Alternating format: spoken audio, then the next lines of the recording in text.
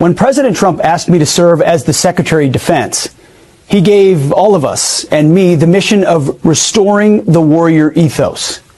And we're focused on that every single day. Now, one way we're doing this is by finding out what works at DOD and also what doesn't work.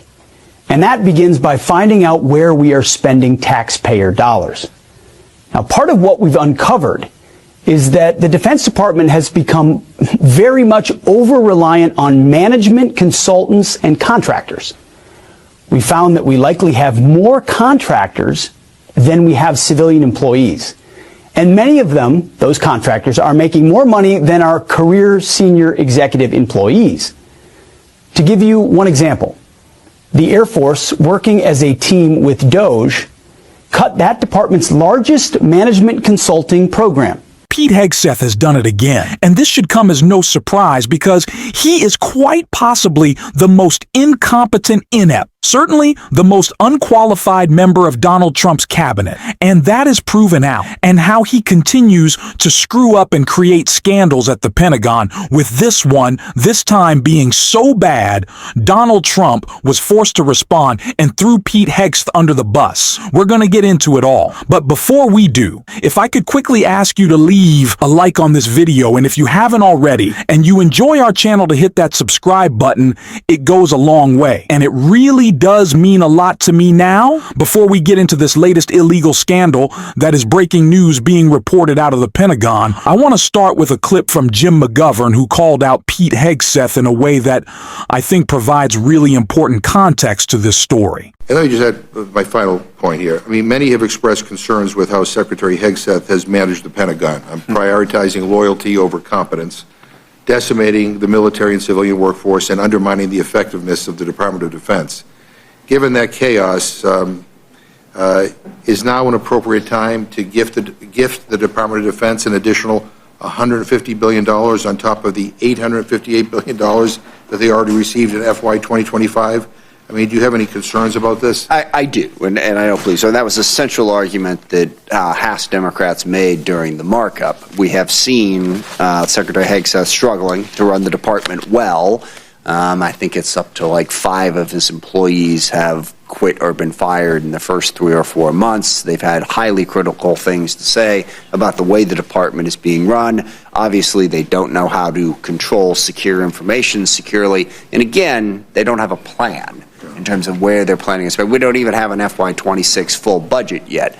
So, no, I don't think this department can be trusted with that. I want to thank all the panel for being. Jim McGovern mentioned something at the beginning of that clip, which is not just true of Pete Hegseth, but is true of Donald Trump as well. These are people who value loyalty above all else.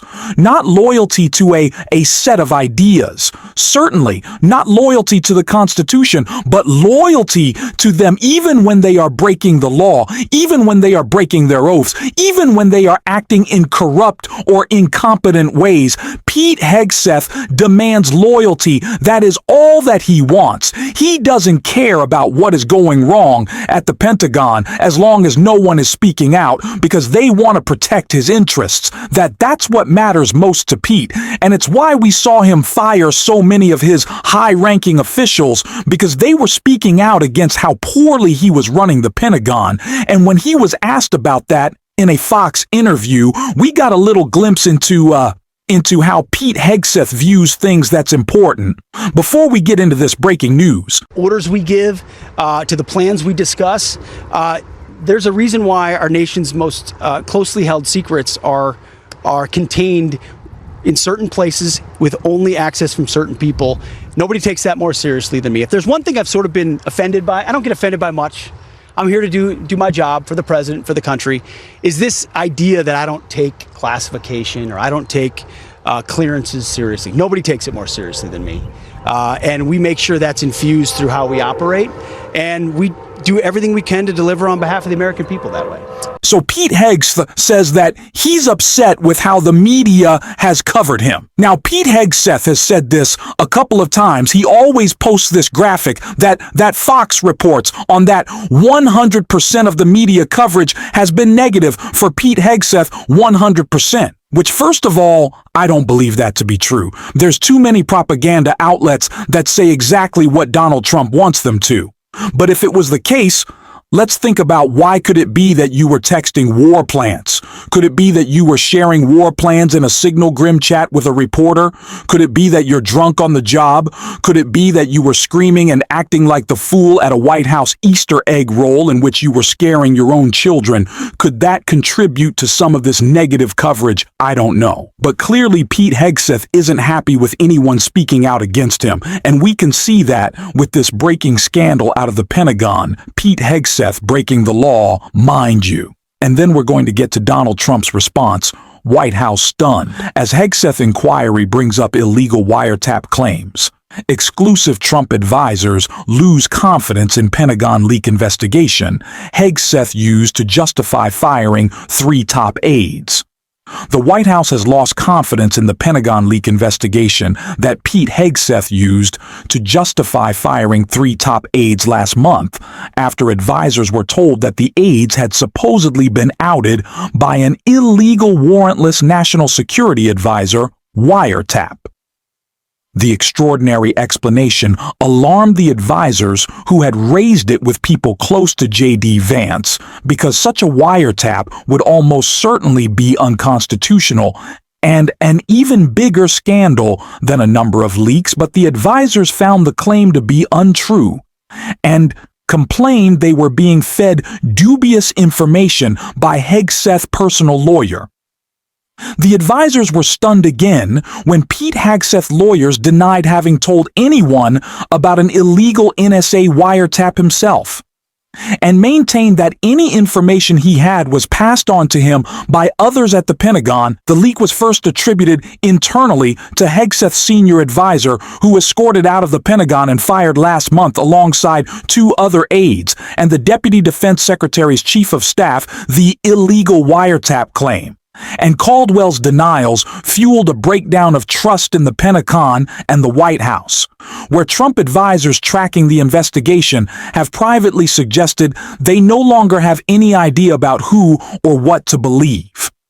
In particular, one Trump advisor recently told Hegseth that he did not think Caldwell or any of the fired aides had leaked anything, and that he suspected the investigation had been used to get rid of aides involved in the infighting with his chief of staff, Joe Casper. The fraud situation is sure to increase pressure on Hegseth ahead of a Senate hearing next month, and more broadly for his office, which has been roiled by the leak investigation that is now continued for nearly a month with no new evidence or referrals to the FBI. The fallout has left Hegseth with no chief or deputy chief of staff, as he relies on 6 senior advisors to run his front office, which is involved in settling the direction of the Defense Department that is a budget nearly $1 trillion and oversees more than 2 million troops. So Pete Hegseth is seeing staffing crises all across the board, and when Donald Trump was asked about the newest addition to his team, someone who has criticized him, he only ramped up those difficulties by saying this. Secretary Hegseth's acting chief of staff is a Biden administration holdover who has said some very critical things about you and Vice President Vance. Your thoughts on that? Who is the chief of staff? Ricky Faria. I have no idea who he is, but if he did say that, I would recommend that we don't take him. I mean, if he did say something like that, I would recommend we don't take him. But let's see. I'll take a look. Faria, I'll check it out. Yeah.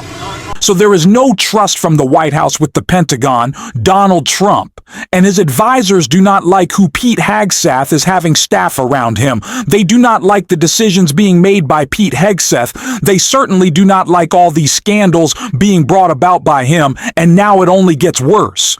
But at this time, what is Pete Hegseth focused on? Going after DEI, like making weird ads for himself, talking about how big and tough he is, doing push-ups, putting away a couple of genonics. Certainly, that's what Pete Hegseth is focused on. All this fraud, all this trouble, all these scandals. Pete Hegseth is always focused on himself. And in one story, we very clearly saw that what the focus of Pete Hegseth was, it was on his makeup, and Sarah Jacobs did a great job calling that out in a clip I don't think enough people saw right here. This is a really simple amendment. What it says is that no funds can be used to construct, sustain, outfit, or maintain a makeup studio for the Secretary of Defense. Secretary Hegseth is more interested in concealing and covering up his mishandling of sensitive attack plans and his blemishes than strengthening our national security. We don't need a made-for-TV defense secretary. We don't need someone more interested in their appearance than in ensuring the safety of our service members. But according to a CBS News report, Secretary Hegseth has ordered a new makeup studio at the Pentagon that will cost taxpayers thousands of dollars. I know my colleagues on the other side of the aisle have been trying to avoid their constituents, so maybe they've forgotten, but many Americans right now can't afford to spend thousands of dollars on superficial things like this.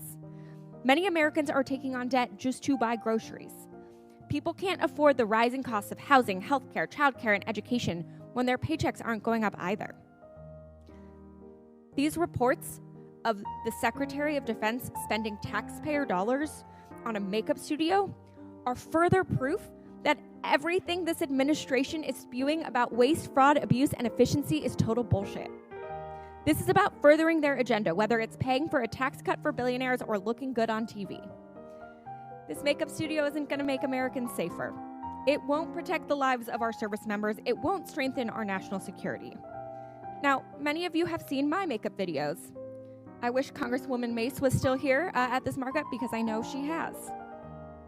I pay for my own makeup with my own personal funds, not at taxpayer dollars. And if Secretary Hegseth wants to use his personal funds on this, he should feel free to do so. I understand he made a pretty penny on Fox and Friends. But I don't think hard-working American taxpayers should shoulder the cost of Secretary Hegseth's personal vanity project. To me, this seems pretty common sense. So I urge all of my colleagues to support my amendment so that not a cent of taxpayer dollars can be spent on this makeup studio. Thank you, Mr. Chairman. It's so funny how MAGA always wants to talk about how tough and manly they are, but they also really concern themselves with their appearances, how they look. Donald Trump is constantly covering himself in orange makeup. It seems like Pete Hegseth is doing the same. I don't know if that's just because he can't let go of being a Fox host, or it's, to cover up some of the flush in his face when he puts away a couple too many drinks. I'm sorry. I know he's our Secretary of Defense, and therefore it is not funny that he might be drinking on the job. It is extremely dangerous, but I really just can't help myself from embracing the just like insanity. That is, this current administration, maybe not embracing it is the word, but like it's hard to wrap your head around on the day-to-day. That these are the people running the country, and it's not just that they're running the country, it's that they're running it into the ground, and that it couldn't be clear that scandal after scandal continues to pop up. Pete Hegseth doesn't have the trust of the White House. He doesn't have the trust of his most loyal staffers, and we continue to go along with this. This is an administration that started off talking about meritocracy, talking about getting rid of DEI, and all that they have done is implement the DUI hires, or the MAGA DEI, which is the didn't earn it hires all over the place. And Raphael Warro called that out right here. I mean, it's absurd. It's absurd.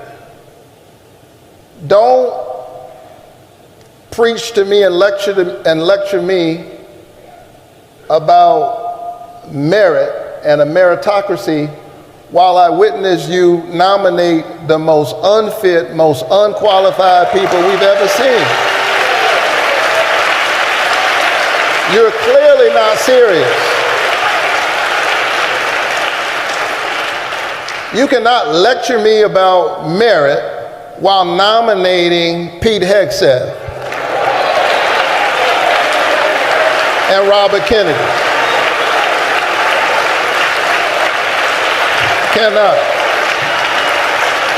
So How are you going to claim that you in any way care about some sort of meritocracy when Pete Hegseth People is the Secretary of Defense? Seriously, how can you possibly make that claim? This is an embarrassment. You know, I say this a lot. Sure, Donald Trump is, wiping his butt daily with the Constitution. He's breaking apart the most essential programs in our government to keep people not even just like happy, but like healthy, alive, sustained, fed, housed.